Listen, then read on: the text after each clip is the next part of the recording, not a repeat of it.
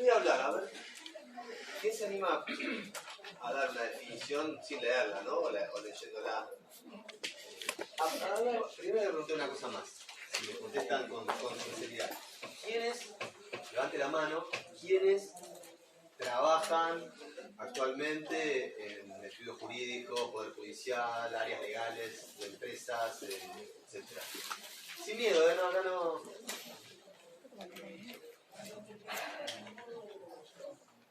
Casi un 15%. Todo, y por allá también. Bien. Todo el resto no tienen.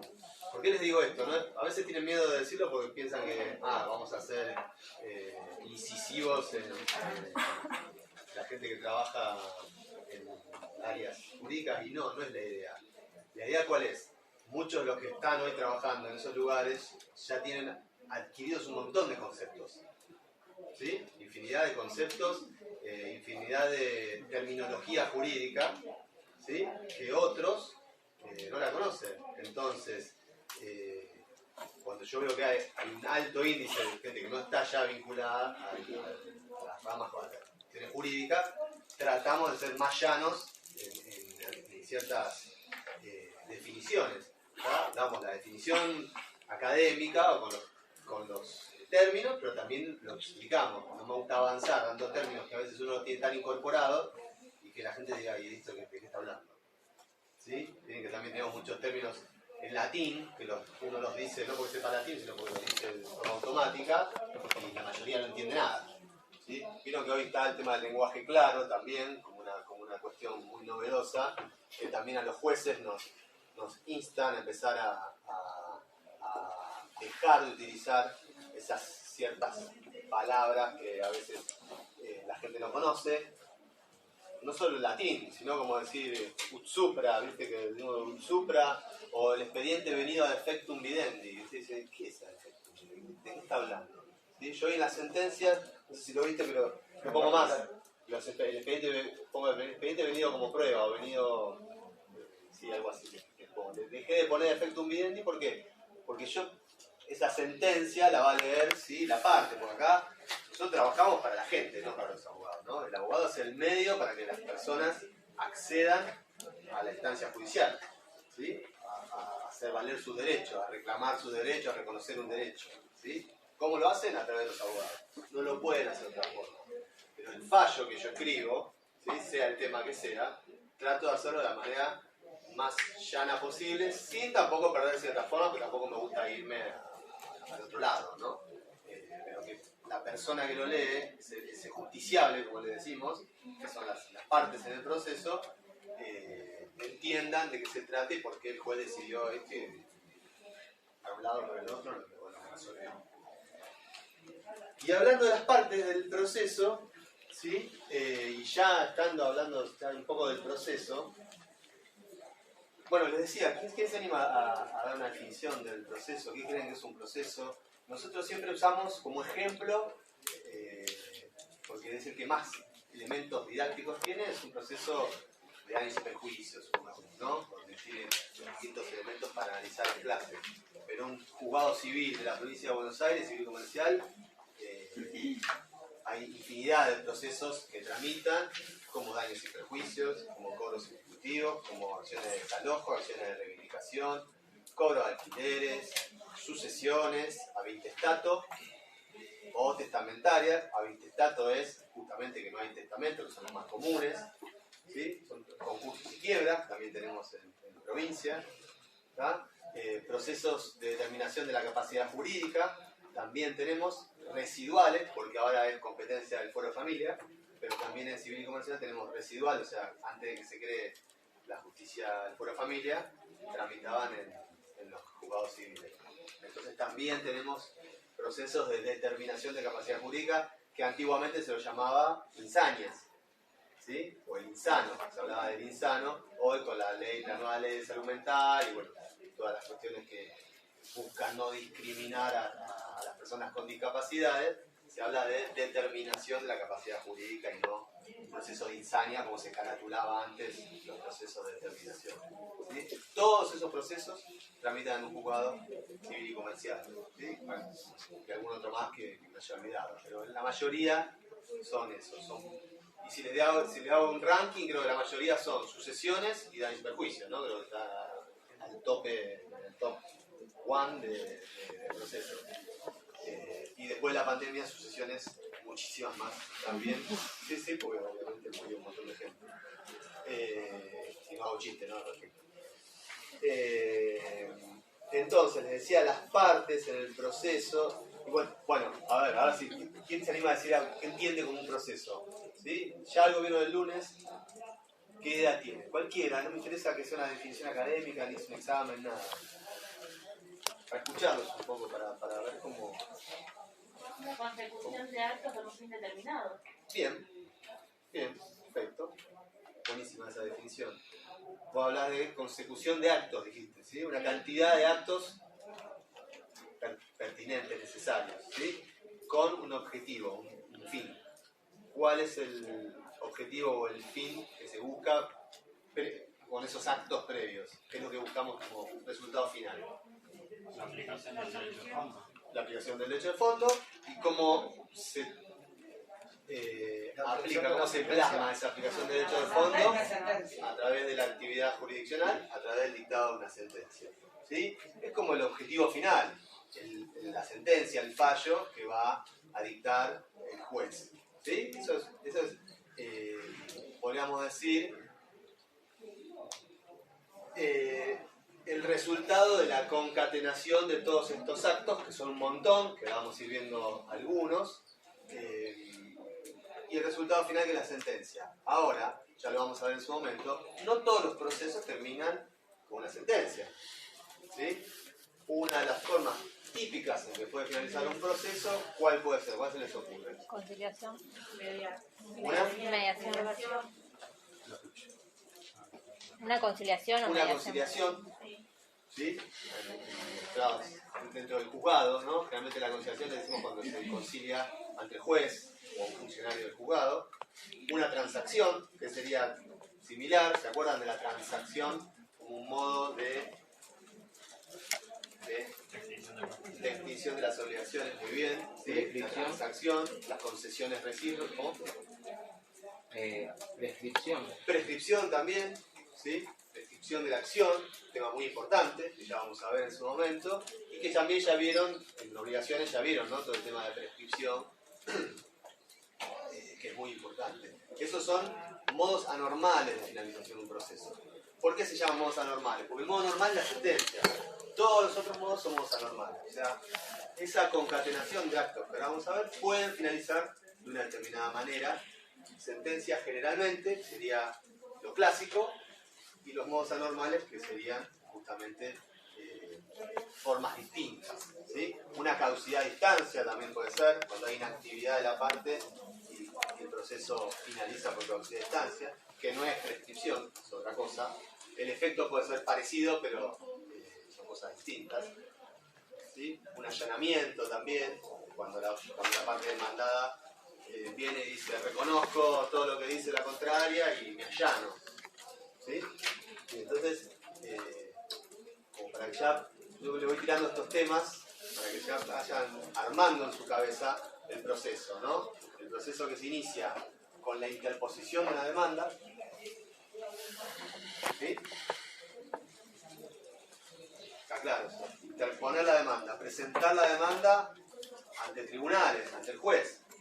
¿Sí? El escrito de interposición de la demanda, donde vamos a contarle a qué, al juez, todos los hechos, a invocar el derecho y a hacer la petición, el objeto del proceso.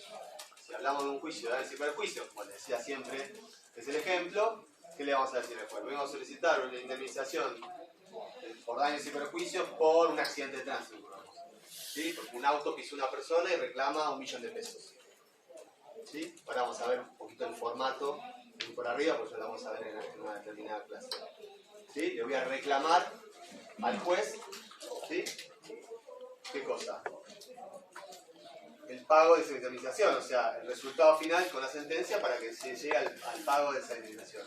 ¿Y qué es lo que uno dinamiza, ¿sí?, desde el punto de vista del derecho cuando se presenta esa demanda? ¿Cuál es la potestad que tienen las personas, todos nosotros, para iniciar una demanda? Es un reclamo jurídico. Esto es civil 1. ¿Qué es? El derecho subjetivo. El derecho y ¿qué es? ¿La qué? La acción. La acción. ¿Sí? A través de la acción, que nos da ¿qué? El derecho positivo. ¿Sí? Acuérdense, derecho objetivo, derecho subjetivo. ¿Sí? Esta acción la vamos a plasmar ¿dónde? Ante una instancia judicial. ¿Sí? ¿Cuál es el medio para instrumentar esto? Bueno, el escrito constitutivo de la demanda en sí, el escrito, la presentación, que hasta hace un tiempo se presentaba en formato papel y hoy se presenta en formato digital. Pero el formato en sí es el mismo, nada más que está digitalizado, escaneado, digitalizado. ¿Sí? Pero en sí es lo mismo. Bien. Una cuestión fundamental, que también es importante ir entendiendo, es las relaciones jurídicas que empiezan a producirse a partir de una interposición de la demanda.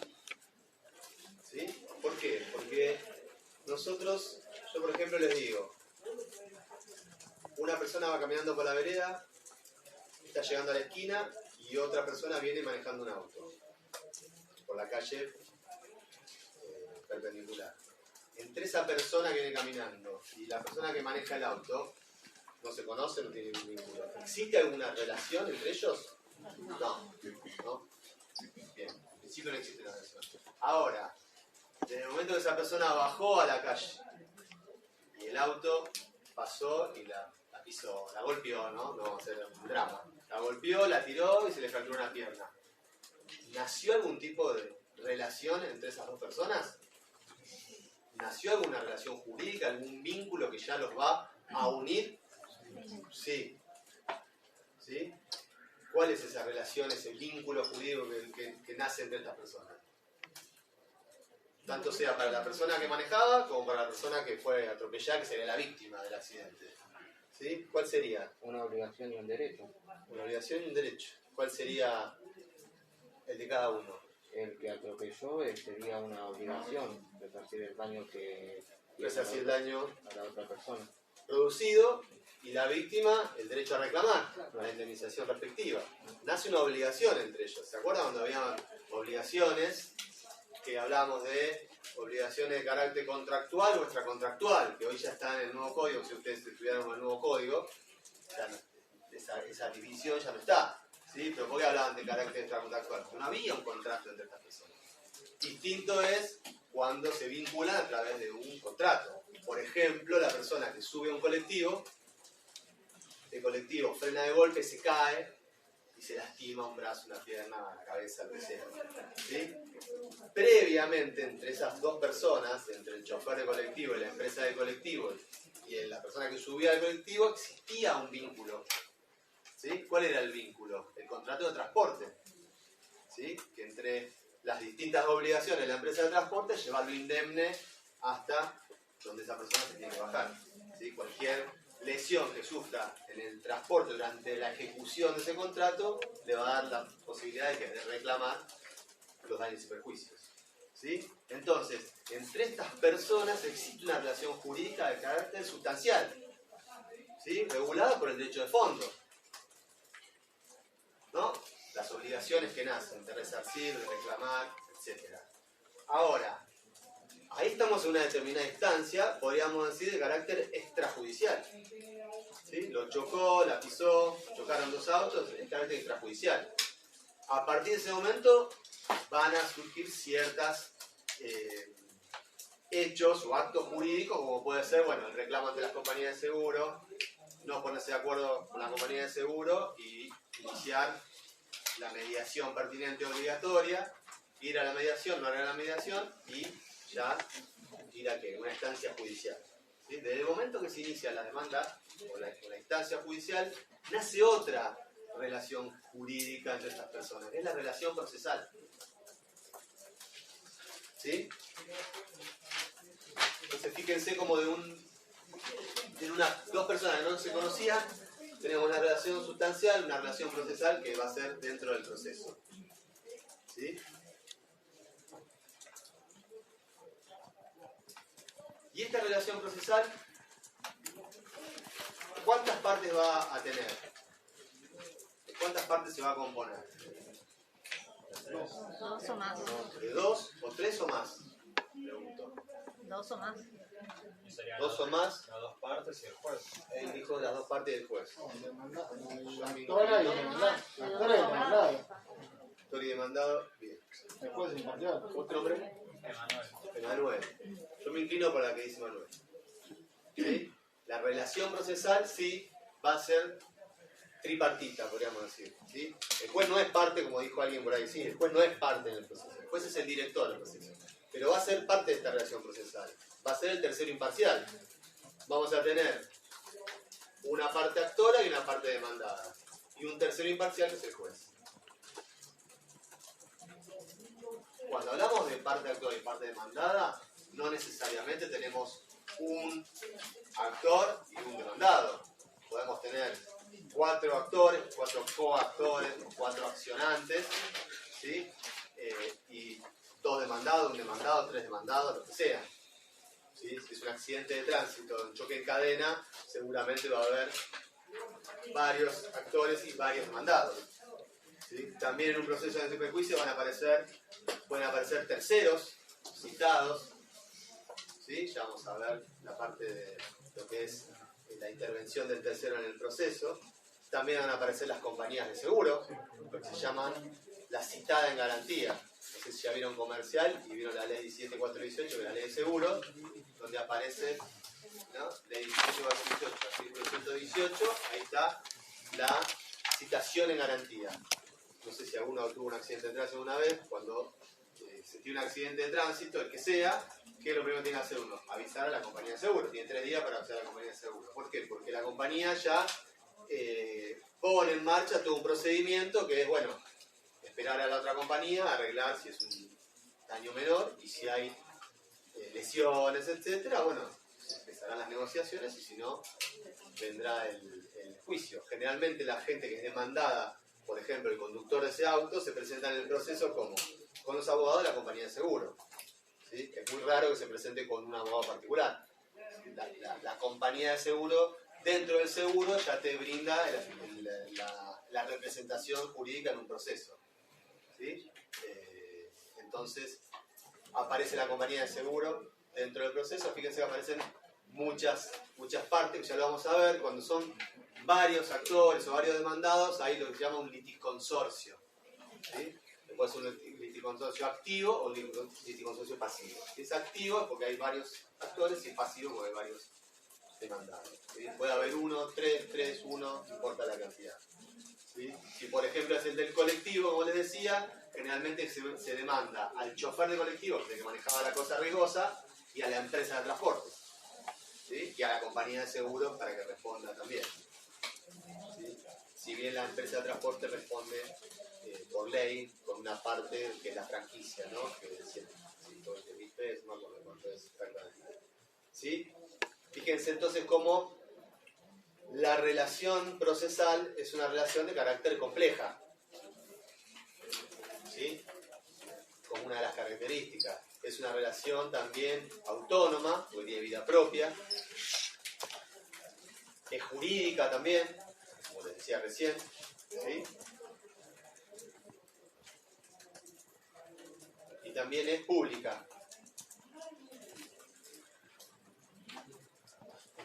Como las características de esta relación procesal. Que es importante que se analice esto, porque quizás es algo sencillo, pero es para que ustedes, por eso les decía yo, empiecen a focalizar cómo es el proceso.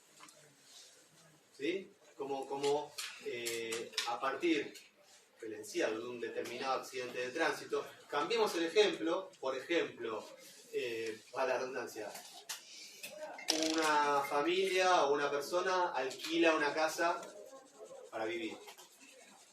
¿Sí? Firman un contrato de locación por 3 años, ¿sí? Donde acuerdan un valor de alquiler, un canon locativo determinado. Pasan 6 meses y la gente deja de pagar. ¿sí? Me paga un mes, me paga 2 meses, 3 meses, pongamos. ¿Qué hace el locador? ¿Sí? El acreedor. Le reclama ese alquiler adeudado.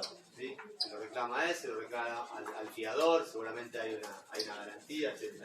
Si no se llega a buen puerto con eso, tiene la potestad de iniciar un juicio de desalojo. Entonces, ese incumplimiento del contrato genera la acción, ¿sí? La posibilidad de accionar por un juicio de desalojo contra esos inquilinos incumplidores del pago del alquiler, del canon mensual.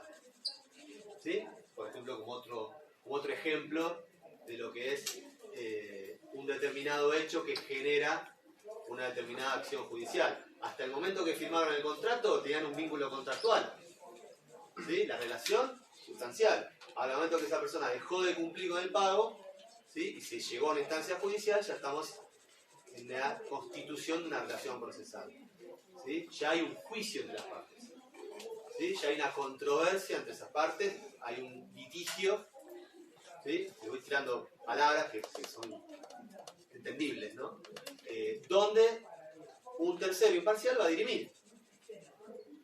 ¿Cómo va a dirimir? Bueno, luego de una cantidad de actos procesales que ya habrán visto un poquito el lunes y ahora vamos a ver, dictando la determinada sentencia. Ahora, hay ciertos procesos que pueden ser bastante sencillos desde el punto de vista de lo que es el análisis del proceso y el resultado final, ¿sí? ¿Querés sentar?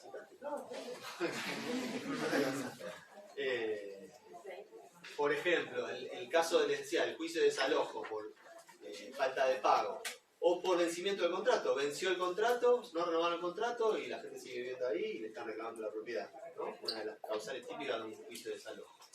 Generalmente esos procesos no tienen demasiada complejidad. Es la demanda, el traslado de la demanda y a veces ni contestan demanda. O sea, si yo soy abogado y viene una familia o una persona y me dice, te vengo a preguntar qué hago, me llegó una demanda de desalojo, hace 6 meses no pago el alquiler. Y digo, mira, lo que puedes hacer, existe. Porque, y si me dice, pero no puedes hacer algo para que me quede unos meses más, sí, se puede hacer para que te quedes 1 año y medio más, 2 años más. Pero ¿hay garantía? Y sí, hay garantía. ¿Y quién es la garantía? Hay mis abuelos que pusieron la casa en garantía. Bueno, la verdad, andate y trata de arreglar porque si el acreedor va para adelante y te va a cobrar no solamente los cánones caídos, se vence el contrato y va a seguir sumando alquileres y aparte te va a cobrar las costas del proceso de desalojo, etcétera, y tus abuelos van a tener que pagar mucha plata, preferible irse. O sea, es un juicio que no vas a ganar nunca, ¿no? Y a veces esos juicios tramitan en el juzgado en rebeldía. Rebeldía significa que no contestan demanda, ¿sí? Pasa el plazo para otra demanda, el proceso sigue y se dicta la sentencia. Ni se abre a prueba, ¿sí? Por los efectos de la rebeldía. Ahora, en un proceso, por ejemplo, una reivindicación, ¿sí? Acción real, ¿sí? Que nace del dominio de la propiedad, de una reivindicación, donde una persona dueña de un terreno, de una casa, inicia un juicio intentando recuperar esa cosa de la cual perdió la posesión, ¿sí? Porque acá ya hablamos de poseedores, ¿no? de meros tenedores, como sería un inquilino, y el demandado se presenta, como tenemos muchos juicios en trámite así, y dice, no, yo soy dueño de la propiedad. Y uno dice, pero ¿cómo? El que inició el juicio tiene el certificado del registro de la propiedad inmueble donde dice que es el titular de la cosa, ¿no? Es el dueño, tiene la escritura, todo. Pero el otro dice, sí, porque hace 10 años que vivo acá, era una casa venía abajo y yo la arreglé, la hice a nuevo, puse alambrado, cortamos el pasto, pedimos los servicios, la pintamos, etcétera, etcétera, etcétera, y por lo tanto entiendo que es mía.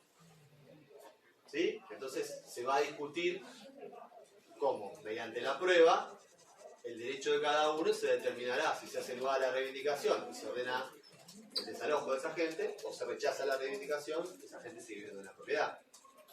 ¿Sí? Entonces, ahí sí yo no les voy a decir, es un juicio que no tiene demasiada complejidad. Sí, eso sí son juicios mucho más complejos, quizás.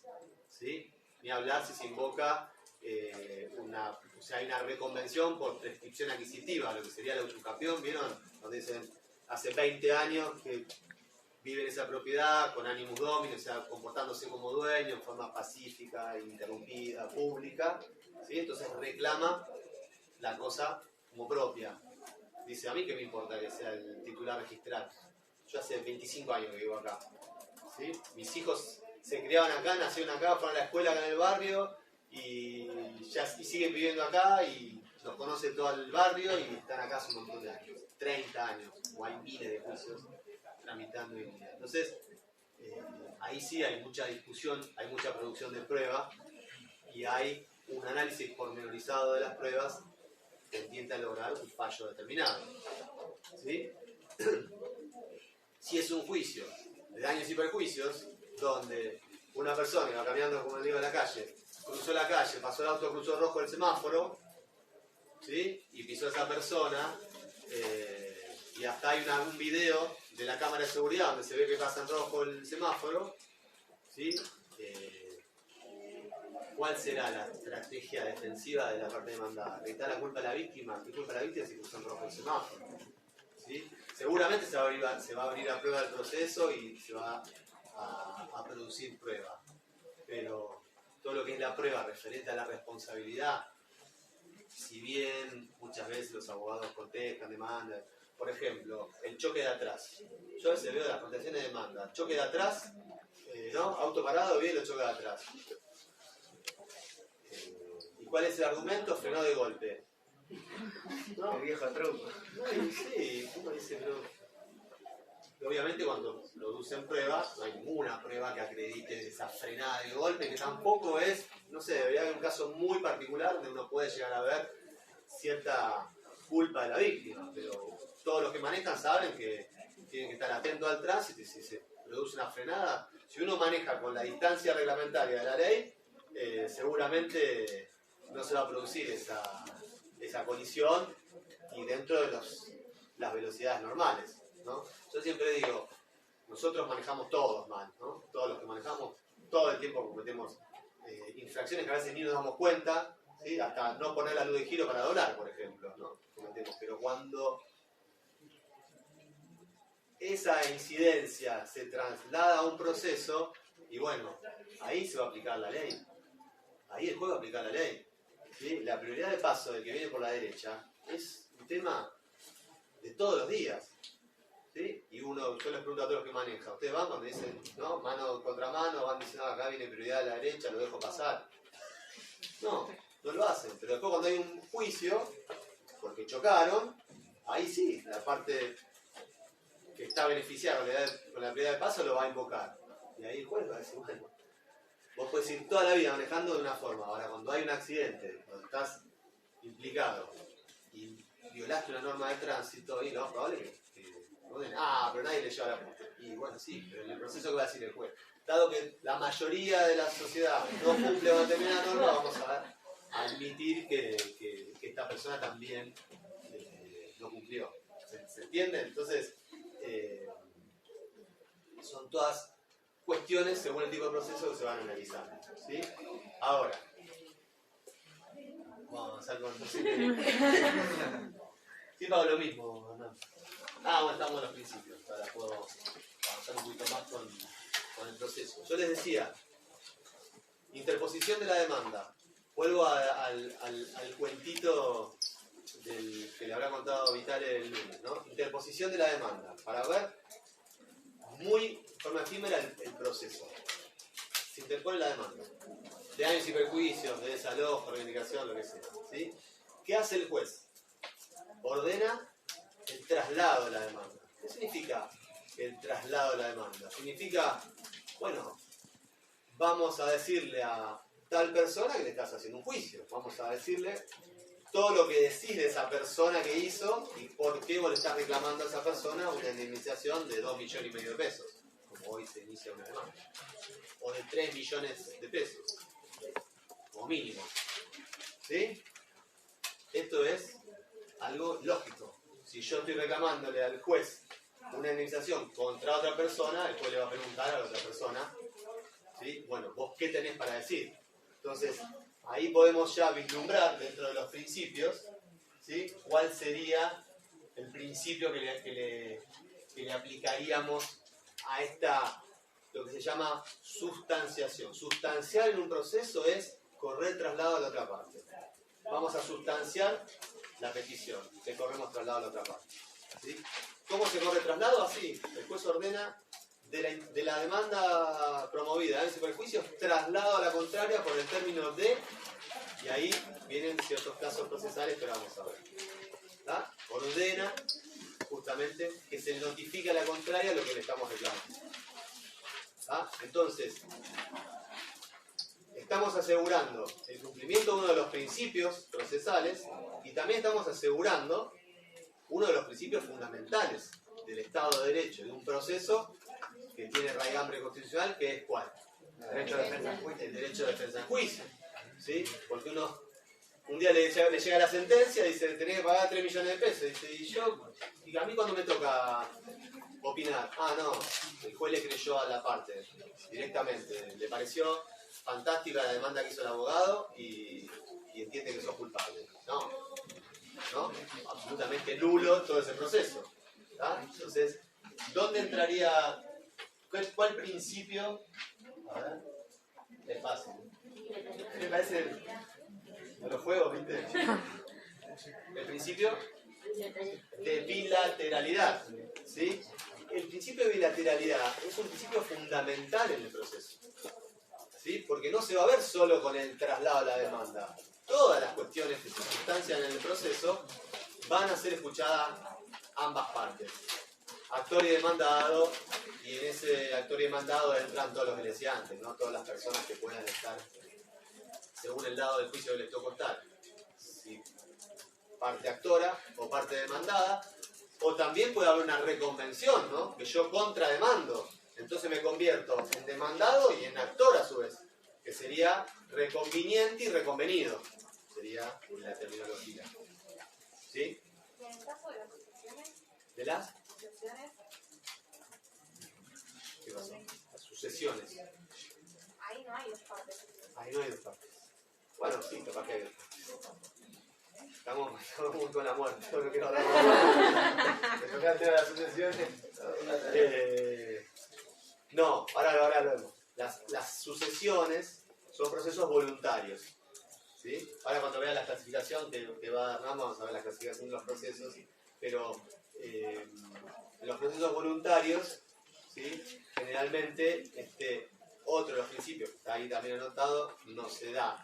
Si bien las sucesiones son procesos, podríamos decir, sencillos de tramitación, a veces se complican más que otros tipos de procesos, generalmente cuando hay disputas familiares o varias familias, ¿sí? Matrimonio que tuvo hijos, se separaron y tuvieron hijos con otras personas y se mueren y ahí empieza la discusión de la herencia entre hermanos, menos hermanos y bueno, a veces son bastante complejas ciertas sucesiones. Que ahí podríamos ver la fase contradictoria de la sucesión con determinado juicio, un juicio de exclusión de herencia, una acción de colación, también, no sé, ya vieron familias, ya la tienen re clara todo el sistema. Entonces, les decía, principio de bilateralidad, les decía, la sustanciación, ¿no? Correr traslado a la otra parte de todo lo que plantea la otra parte. Yo voy a decir, en la gran mayoría de las cosas que se plantean hay una sustanciación. A veces hay una sustanciación muy abarcativa, como es la demanda, ¿sí? Y la contestación de demanda, donde se va a correr traslado de ciertas cuestiones que pueda plantear, como puede ser, bueno, la documental que se acompaña, oposiciones a determinados premios probatorios, excepciones previas, por ejemplo, contesta demanda y opone excepción de falta de legitimación, o de incompetencia, o de prescripción, ¿sí? Distintas excepciones que vamos a ver cuando veamos contestación de demanda, ¿sí? De esas va a haber un traslado a la parte actora, ¿no? a la que inició el proceso. Pero en el proceso civil no hay un traslado de la contestación de demanda. ¿Sí? Es la demanda, traslado de demanda, contestación de demanda, se tiene que contestar la demanda y se terminó ahí esa etapa del proceso. ¿Sí? cuando todas las partes del proceso están notificadas, por ejemplo, la demanda y los 3 demandados están notificados del reclamo de la otra parte, estamos ya en la instancia de lo que se llama traba de litis. Ya la litis está trabada, decimos. La litis es el juicio, ¿no? Otra palabra latina, ¿no? Creo que latín. Sí, es latín. El derecho romano. ¿Se entiende esto? Cuando está sustanciada la demanda con todos los intervinientes en esa relación procesal que nació, estamos justamente en esta etapa que se llama de integración de la litis o de traba de litis. ¿Por qué se llamará traba de litis? Y porque ahora el proceso está en un nudo, ¿no? Esto es como una historia, ¿vieron? Que tienen, desde el punto de vista literario, tienen, ¿cómo era? ¿Cómo? Introducción, nudo, desenlace. Bueno, la introducción está trabada. Bueno, después, ¿qué tiene? Tiene la versión de todos. ¿Sí? Tiene la versión del señor que dice que la casa era de él, que es de él, pues tiene el título, y que esta gente se le metió rompiendo la puerta, que son intrusos. Tiene a los demandados que dicen mentira, o dicen sí, fuimos intrusos, entramos como en forma clandestina, pero hace 30 y pico de años, y está absolutamente purgada, y es verdad, esa intrusión, y lo que diga algún otro más que esté en el proceso. ¿Tá? O tengo la versión de la parte actora que dice que la parte demandada cruzó el semáforo en rojo, y la parte demandada que dice no, yo crucé con el semáforo en verde, y que cruzó sin mirar era la parte que cruzaba la calle. ¿Sí? Tengo las distintas versiones, está trabada la litis. Bueno, ¿cuál es la etapa que le sigue a la traba de la litis? ¿No? A esta primera etapa, que es la integración del proceso. ¿Cuál será? La etapa probatoria. Lo abrimos a prueba, ¿sí? Y se producen todas las pruebas. Ahora, esta etapa de integración de litis, como decía, creo que en este momento, después te lo damos el PowerPoint, nos subimos al No, es que yo no lo copié todo porque yo lo paso. Le vamos a pegar al PowerPoint. Esta etapa de integración de litis, como decía, creo que cuando vos diste la definición académica del proceso, dijiste, bueno, la concatenación de actos procesales. Bueno, hubo varios actos procesales, ¿no? La interposición de la demanda, la orden del traslado de la demanda, la notificación de la demanda, la contestación, la oposición de excepciones, etc. Hubo un montón de actos procesales que fueron pasando, que fueron concatenando con un determinado procedimiento que está establecido en el código, la ley, el código de procedimiento, ¿sí? Que dice que primero está la demanda, la contestación, con todos los elementos que tiene ese acto procesal, que ya lo vamos a ver, ¿no? Cómo está constituida la demanda, cómo debe ser la contestación de demanda, qué ciertos rituales hay que cumplir, que a mí a veces me parecen hasta anacrónicos, pero están en el código todavía, como negar todo. Yo digo, niego, hago 120 negativas, y después digo la realidad de los hechos, y cuento los hechos, y digo, ¿qué hago las negativas? Cosas que son de ritual y hay que hacerlo, y es obligatorio hacerlo, pues lo establece el código. Entonces, esos actos procesales que fueron pasando, ¿sí? Quedan justamente atrás. ¿Tá? Hablamos de, pues hablan de ciertos compartimentos estancos. Vamos pasando y avanzando y ya quedan atrás y no se retrotrae el proceso. ¿Sí?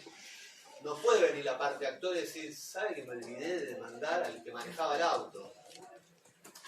Y sí, pero ya está, ya contestaron demanda, ya está. La etapa de integración de la litis finalizó. No podemos ir para atrás. ¿Sí?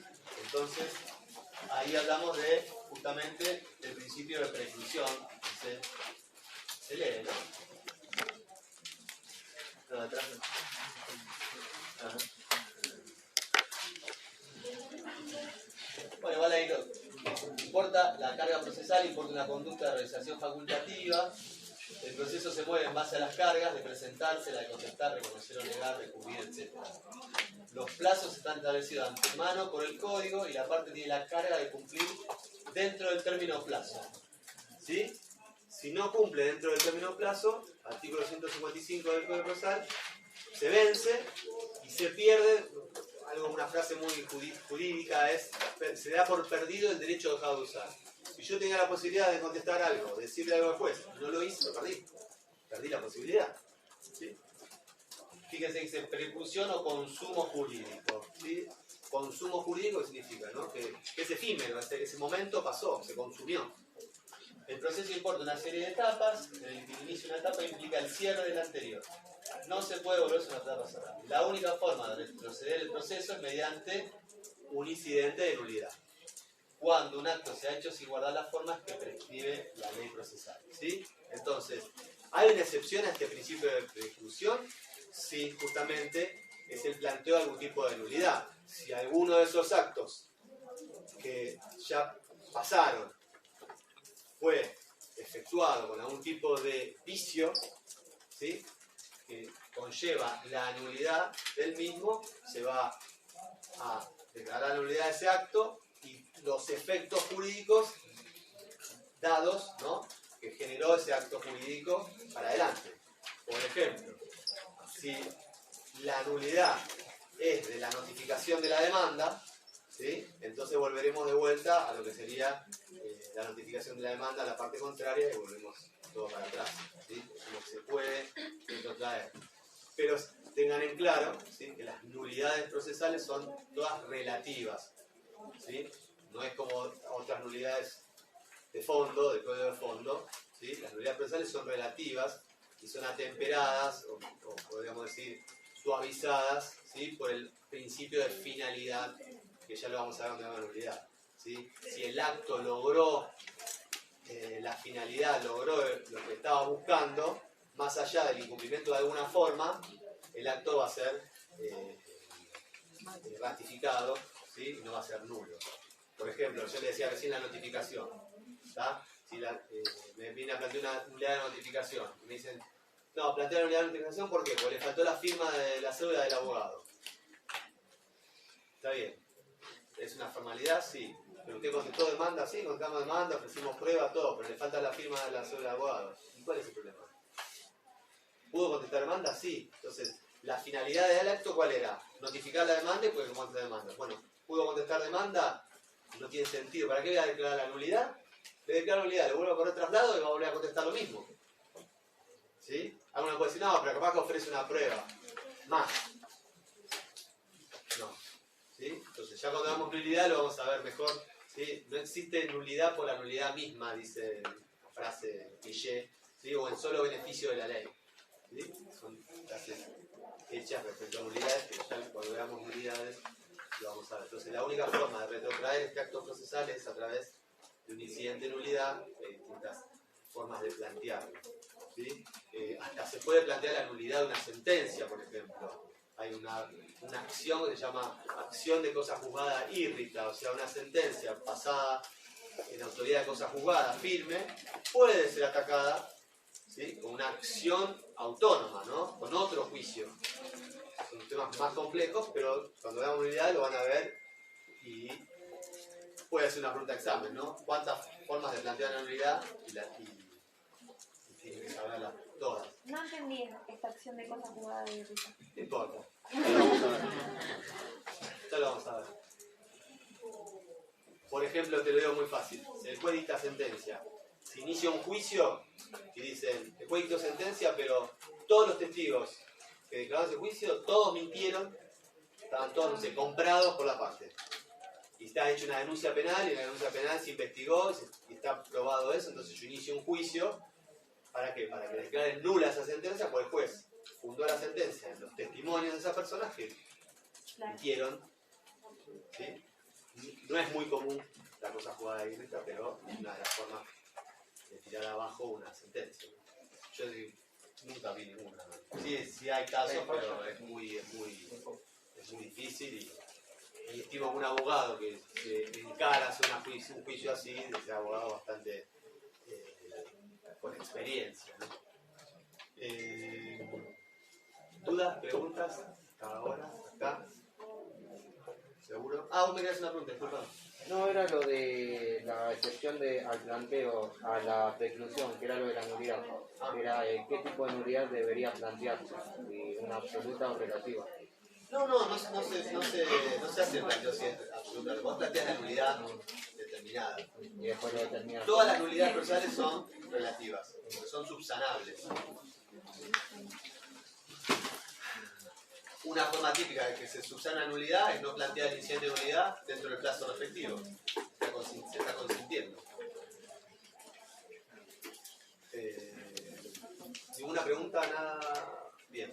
Entonces, economía procesal, otro principio. Significa eliminar pasos procesales o etapas superfluas que no solamente lentifican el proceso, sino que lo encarecen. Se existe un sentido común a ambas partes y una sola audiencia para que este declare. Por ejemplo, sería una forma de lo que es la economía procesal. Dentro de los deberes de los magistrados como director del proceso, artículo 34 del CPCC, prerrogativo del climático, inciso quinto. Está dentro de esos incisos, es que el juez procure la mayor economía procesal. ¿Sí? Como dice ahí claramente, no solamente el proceso va a ser mucho más rápido, sino que también va a ser más económico para las partes. ¿Tá? Entonces, la búsqueda es lograr que unificar en ciertos actos varios actos procesales. Si yo tengo 3 testigos de la parte actora, 3 de la demandada, la prueba confesional, bueno, vamos a fijar la audiencia un día y me van a declarar todos, ¿no? Y no el tal día un testigo, dentro de un mes otro testigo, dentro de un mes otro testigo, porque sería eterno el proceso, ¿sí? Si bien cualquiera de los que trabaja en áreas judiciales educativas me pueden decir, pues tengo miles de ejemplos de jugadores que cada audiencia 6 meses, 10 meses, y sí, seguramente. Y hay procesos que se alargan muchísimo en el tiempo, lamentablemente, por cuestiones que no vienen al caso, pero que muchas veces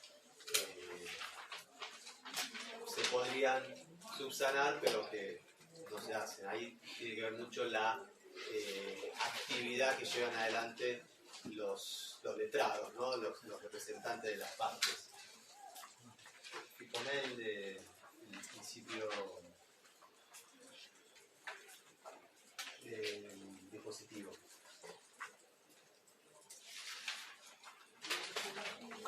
Ahí está. El proceso dispositivo o inquisitivo también, fíjense que dice, es normalmente dispositivo, ya que las partes pueden disponer del mismo.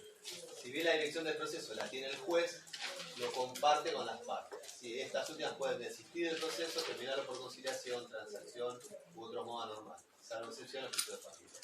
Es decir, la actividad procesal en el proceso civil, ¿sí?, la llevan adelante las partes, no el juez. El juez no actúa de oficio, ¿sí? Ahí encontramos una gran diferencia. ¿Cómo? Con el fuero penal, ¿sí? Tanto sea el proceso, lo que es en provincia, que en nación todavía creo que está implementado, de lo que es el sistema acusatorio, ¿no? En provincia, el sistema acusatorio es la acción, toda la parte de instrucción la lleva adelante el fiscal que acusa, con después de garantías, también al unísono, pero el impulso es el Ministerio Público. ¿Tá? En el proceso civil, el impulso no es del juez. ¿Tá? ¿Que puede actuar en forma oficiosa? Sí, puede actuar en forma oficiosa. En varios casos puede ordenar medidas para mejor proveer. Generalmente son medidas que se ordenan antes del dictado de la sentencia, cuando ya está toda producida la prueba, y después ordena alguna medida tendiente a esclarecer ciertas cuestiones del proceso. Lo que pasa es que las medidas para mejor proveer son muy delicadas porque el juez no puede suplir la inactividad procesal de las partes. O sea, si la parte actora tenía 5 oficios de informe para librar, ¿no?, prueba informativa, y no lo hizo, y pasó el tiempo, y la parte contraria le acusó la negligencia, y esa prueba se la declaró caduca, ¿sí?, el juez no puede decir, no, pobre la parte actora se quedó sin prueba informativa, vamos a ordenar la prueba informativa. No puede suplir, porque aparte no estaría siendo imparcial. ¿Sí? Por eso el principio dispositivo es importante. ¿Para qué? Para darle avance al proceso y también para mantener vivo el proceso. Porque otra de las cosas que puede pasar, más grave aún, ante el incumplimiento de lo que es este impulso del proceso, es que la parte contraria acuse la caducidad de instancia. ¿Sí? Si un proceso está sin actividad durante 3 meses, proceso sumario 3 meses, la otra parte puede pedir la caducidad de instancia. ¿Tá? Entonces, pues ya lo vamos a ver cuando es un modo anormal, yo me decía. Y el resultado final, ¿cuál es? Si se declara la caducidad de instancia, se terminó el juicio. Está. ¿Sí? Con el perjuicio que le genera la parte que inició ese proceso, ¿no? Y hasta con la posibilidad de que el abogado sufra una acción de daños y perjuicios por mala praxis, ¿no? Que hay muchos casos de juicios por mala praxis por caducidad de instancia. ¿Sí? Ahora que les dije lo del proceso sumario, me acordé de lo que es, yo le decía, el juez ordena el traslado a la demanda por un plazo determinado. ¿Sí? Ahí, bueno, ahora lo vas a ver vos, ¿no vas a ver vos? Bueno, ¿sí? Ahí hay determinados plazos según si el proceso es sumario, si es ordinario o si es sumarísimo. ¿Sí? Pero lo van a ver después con Hernán.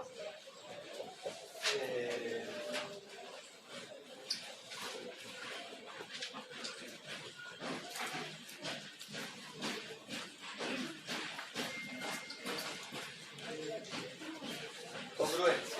Principio de congruencia también. Un principio muy importante. ¿Entienden, no? Esto que estamos hablando, ¿sí? Esto es como, podríamos hacer como el marco del proceso. Todos estos principios, todo esto que estamos viendo, están dentro del proceso y coexisten todos estos principios constantemente. ¿Sí? Y el juez debe procurar que estos principios se cumplan, porque es un deber de él como director del proceso. El principio de congruencia, fíjense ahí, si leen, van a leer, es muy importante. ¿Sí? La decisión del juez debe ser sobre lo que las partes han pedido y no sobre otra cosa. Artículo 166, el juez no puede dar más, menos ni una cosa distinta a la peticionada. ¿Sí? Esto es un tema muy importante porque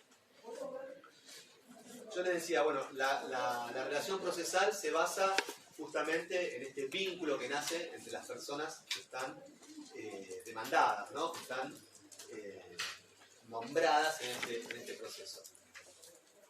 Siempre hay una pretensión y hay un determinado objeto. Y esa pretensión, ese objeto, es el horizonte, el norte del juez. ¿Sí? Lograr...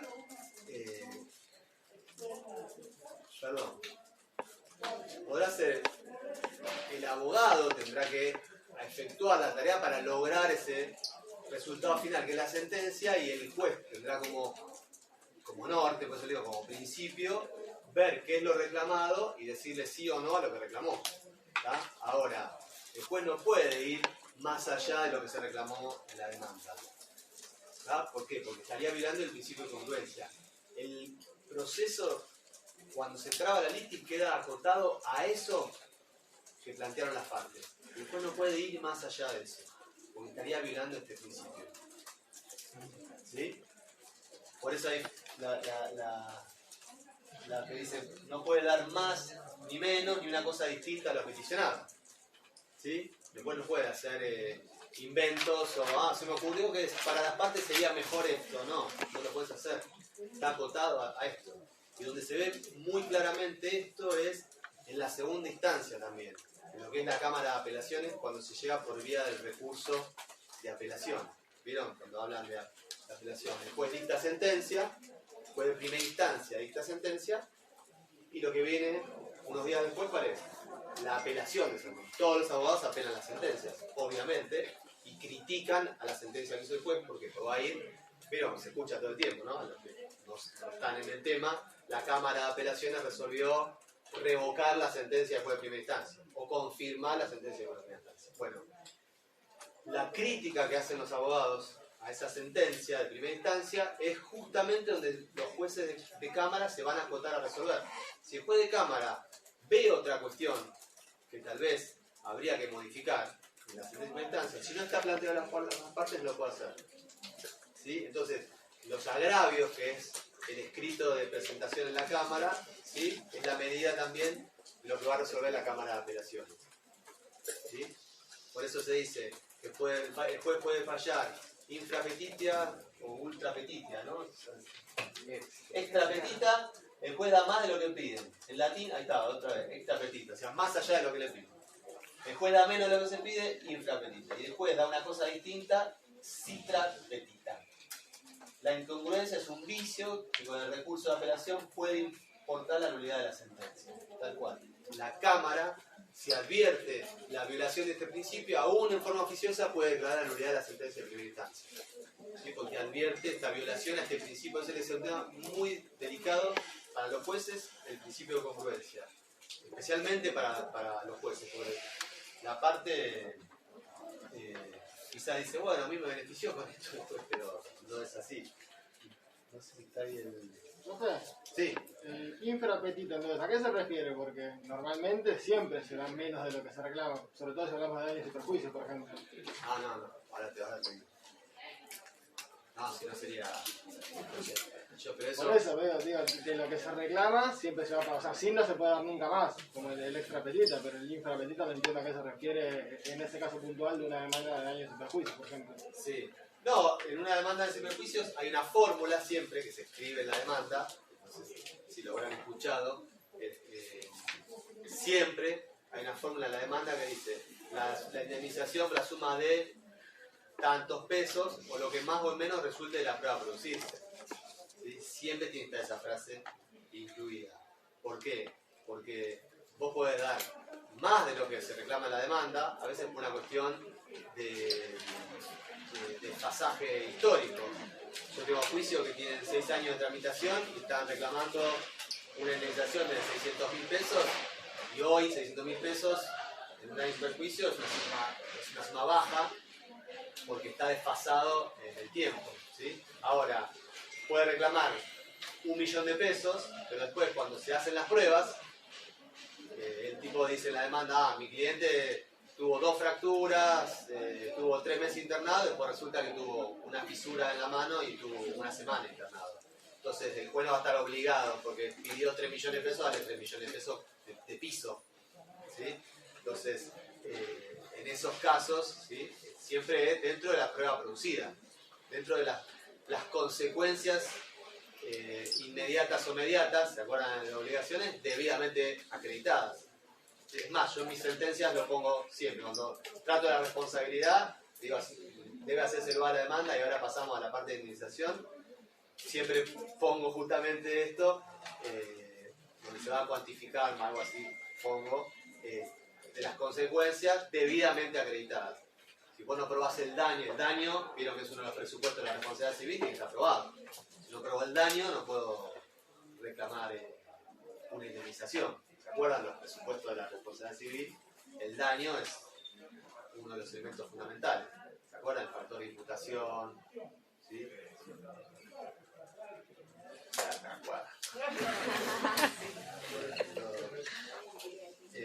Y les decía que en el código,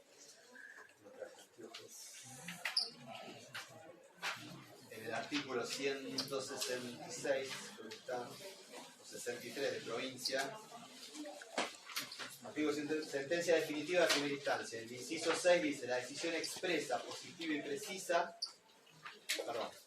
la sentencia definitiva de primera instancia deberá contener, entre varios ítems, que ya vamos a ver en su momento, la decisión expresa, positiva y precisa, de conformidad con las pretensiones deducidas en el juicio, calificadas según correspondiere por la ley, declarando el derecho del litigante y condenando o absolviendo de la demanda de convención en su caso en todo o en parte. Pero fíjense que dice de conformidad con las pretensiones deducidas en el juicio.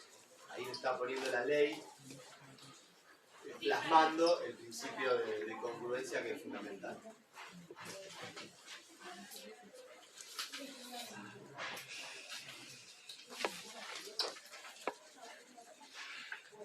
Principio de adquisición.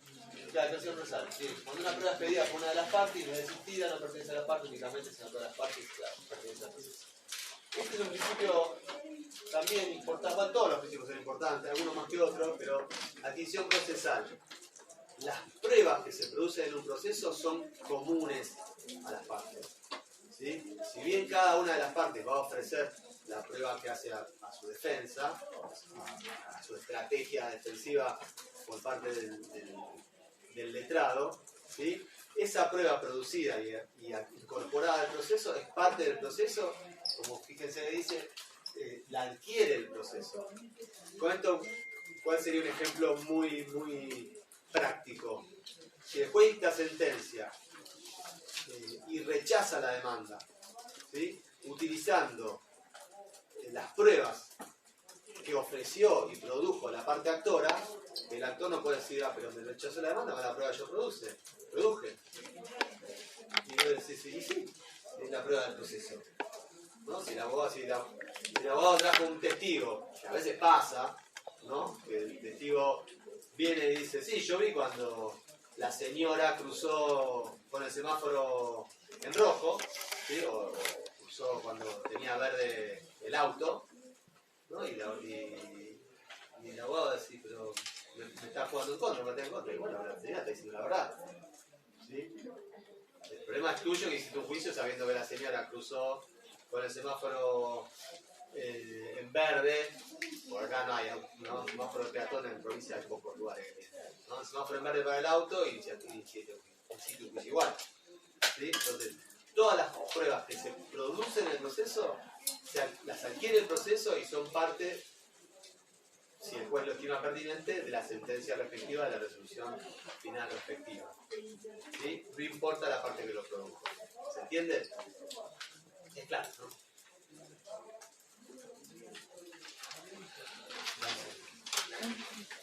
Una dice inmediatez. El principio de inmediatez es un principio que está medio devaluado, podríamos decir, y a los últimos años ha empezado a tener mucha preponderancia, especialmente con los proyectos, los anteproyectos de reforma del Código Procesal que hay en Provincia de Buenos Aires. Hubo uno en la época de la gobernadora Vidal, que no llegó a buen puerto, se cayó, no se llevó a nada, y hay otro ahora que está muy avanzado de reforma, una reforma muy importante del Código Procesal, Código Procesal Civil y Comercial de la provincia. Ya se hizo el trabajo en comisiones y se están ajustando últimas cosas, pero es muy probable que se suba a la legislatura provincial, ¿no? Que se eleve a la legislatura provincial para que se dé tratamiento. Y la figura del juez tiene una participación bastante importante en ese anteproyecto. En los dos anteproyectos hay una figura bastante importante del juez de lo que es este principio de inmediatez, ¿no? De esta actividad o ultraactividad del juez en el proceso, que iría un poco en demérito de este principio que les decía antes de dispositivo, ¿no? Que el avance del proceso lo hacen las partes. ¿Sí? Hay distintas figuras donde el juez podría tener tareas oficiosas, donde la misma ley le diga que tiene la obligación de investigar buscando la verdad material, ¿no? Entonces sería algo muy novedoso que la ley nos impondría una carga procesal dentro del proceso, que sería una etapa investigativa, ¿no? Bastante importante, que hoy no la tenemos, ¿no? Hoy no la tenemos, más allá de estas medidas para mejor proveer por ciertas cuestiones que uno puede advertir. Yo, en lo particular, en los daños y perjuicios, soy muy detallista en lo que es probar el daño, en los daños y perjuicios, ¿sí? Que esté acreditado el daño, para no cuantificar o indemnizar lesiones que no se han producido, ¿no? Entonces, muchas veces cuando tengo dudas con determinadas lesiones informadas, llamo a los peritos a audiencias de pedido de explicaciones, ¿sí? Para que el perito me explique la pericia y cómo llegó a determinado porcentaje de discapacidad, cuáles son los antecedentes que tiene esa persona médicos de la fecha del hecho y estudios posteriores para llegar a ese determinado porcentaje de incapacidad, etcétera, y eso es justamente la aplicación de este principio de inmediatez, ¿no? Donde el juez está muy implicado, ¿no? En lo que es especialmente materia probatoria. Dice el contacto del juez con la prueba y es propia de las audiencias orales, tanto la concentración de la prueba como la posibilidad de estar en contacto directo con las partes y letrados son directivas del proceso oral.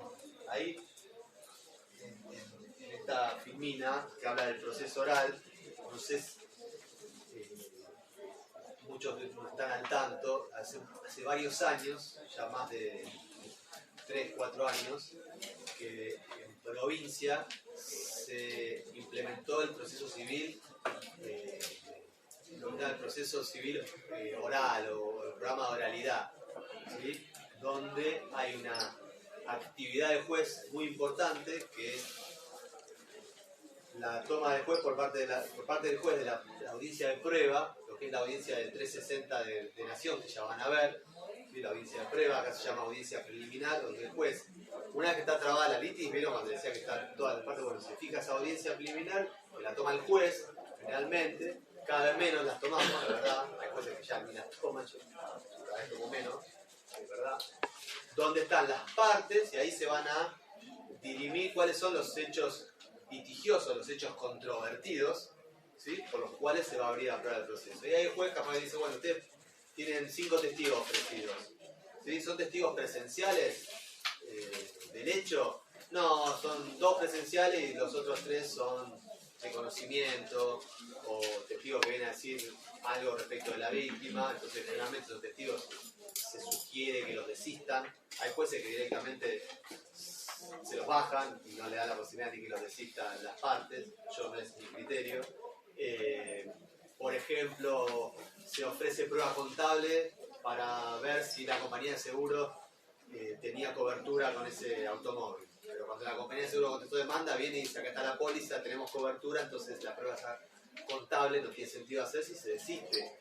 Y ahí también aplicamos otro principio que es el de economía procesal. ¿Para qué vamos a producir un montón de pruebas que no le aportan nada al proceso? ¿Sí? Están absolutamente superfluas y no van a dirimir nada en el proceso. ¿Tá? Entonces, en esa audiencia de prueba, que la tiene que presidir el juez, se analizan todas estas cuestiones y se puede decir que se hace como una depuración de la prueba y quedan las pruebas pertinentes para resolver el proceso. Eso hace que el proceso también sea mucho más veloz, ¿sí? Entonces hay una etapa de producción de pruebas, generalmente la prueba pericial, vieron los peritos, perito psicólogo, perito médico, perito mecánico, si es necesario también, se producen todas esas pericias y se llega a una etapa final que es lo que se llama vista de causa, muy similar a lo que es el proceso laboral. Y en la vista de causa declaran los testigos, se lleva adelante la prueba confesional, que es la prueba que ya vamos a ver, donde absorben posiciones las partes, la señora que cruzó y el señor que manejaba, para que entiendan. Se le hacen preguntas a esas personas y posteriormente, una vez cumplida toda esa prueba, se pasa a dictar sentencia. ¿Sí? Por eso se habla de un proceso oral, porque esas audiencias, aparte que toma el juez, son videofilmadas, ya no se escribe más. Antiguamente la persona venía, declaraba y había una persona que escribía, ¿no?, todo lo que decía la declaración. No hay más audiencias escritas en actas judiciales, hoy está todo filmado, ¿sí?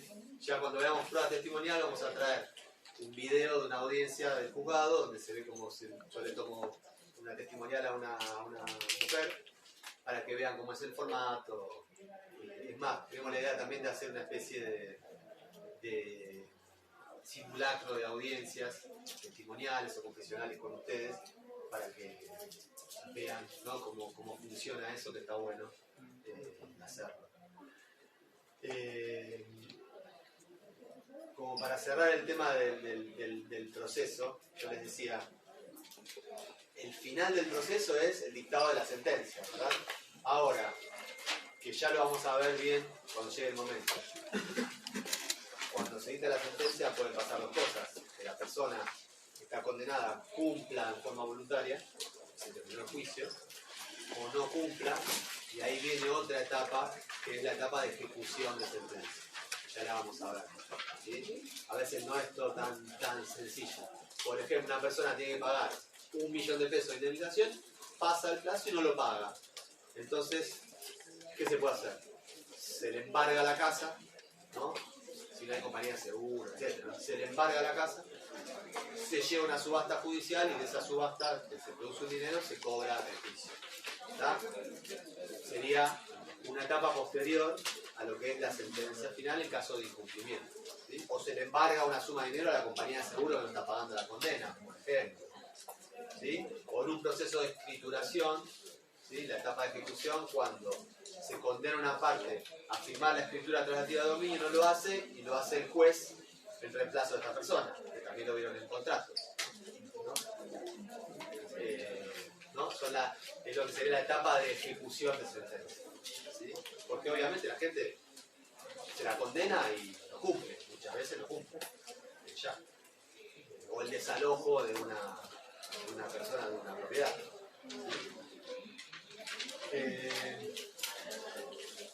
Estos son los principios, queda algunos más por ahí, pero no son tan importantes, me parece, de publicidad.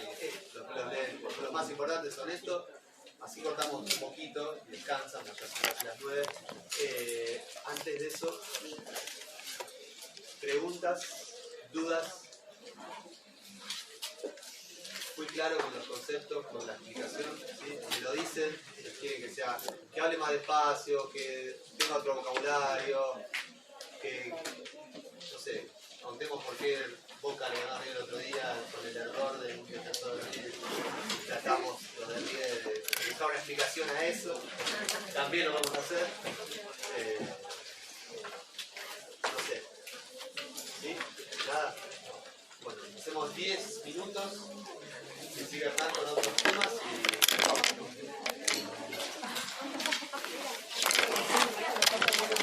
pregunten, si tienen dudas pregunten.